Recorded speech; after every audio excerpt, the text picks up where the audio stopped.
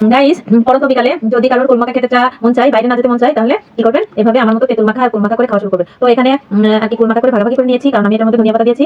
তো খেয়ে দেখি কেমন হয়েছে। বিসমিল্লাহ। তেঁতুল মাখা অমৃত।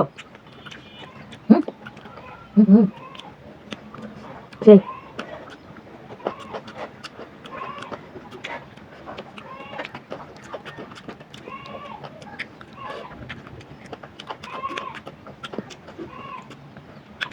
কেমন হয়েছে দেখুন, কেমন হয়েছে?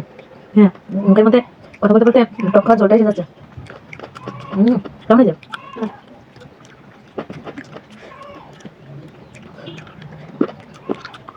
অনেক মজা, অনেক মজা। গায়ের মধ্যে কেমন জ্বলা ছিল, ভাবলাম একটা ভর্তা বানাই আর খাই, সেই মজা লাগেছে। এতে করতে লাস্টে খাবো না।